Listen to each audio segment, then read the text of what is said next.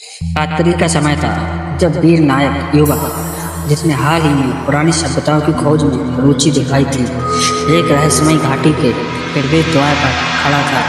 घाटी के बारे में माना जाता था कि वहाँ अद्भुत खजाने और प्राचीन रहस्य छिपे हुए हैं, लेकिन वहाँ जाने की हिम्मत बहुत कम लोगों ने की थी। वीर ने अपने दोस्त अनिरुद्ध और दोनों को साथ लिया घाटी में प्रवेश करने का निर्णय लिया।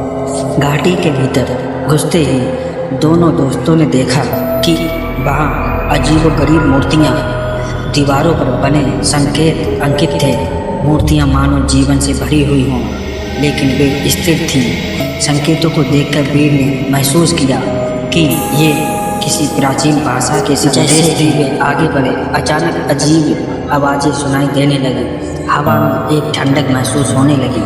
अनिरुद्ध ने वीर को चेताया, कुछ गड़बड़ है, हमें वापस लौट जाना चाहिए, लेकिन वीर ने पीछे हटने से इनकार कर दिया। तभी अचानक घाटी के चारों ओर से अदृश्य आकृतियाँ प्रकट होने लगीं, जो मानो उनकी हर चाल को देख रही थी। आकृतियाँ उनके चारों ओर घूमने लगीं, लेकिन वीर ने अपने साहस को बनाए रखा। उसने घाटी की दीवार पर उकरे हुए एक प्राचीन नक्शे को देखा और समझा कि ये खजाने का मार्ग दिखा रहा था। वीर ने उस दिशा में कदम बढ़ाया जहाँ नक्शे ने इशारा किया था। अचानक एक प्राचीन दरवाज़ा सामने से खुल गया और उसके भीतर एक विशाल खजाने से भरा कमरा था। जैसे ही वीर और अनिरुद्ध खजाने के पास पहुँचे, एक भयानक गर्ज के साथ घाटी कांपने लगी। प्राचीन ताकतें जाग उठी और घाटी धीरे धीरे बंद होने लगी।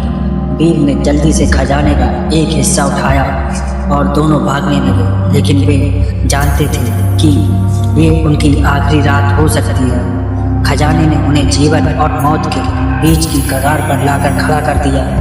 अगली सुबह वीर और अनिरुद्ध सुरक्षित घाटी से बाहर निकल आए थे। हालांकि उन्होंने खजाना पाया था, लेकिन उन्होंने समझ लिया कि कुछ रहस्य हमेशा अनकहे रह जाते हैं। वीर ने उस खजाने का एक छोटा सा टुकड़ा अपने पास रखा, ये याद दिलाने के लिए कि साहस और ज्ञान की कीमत हमेशा चुकानी पड़ती है।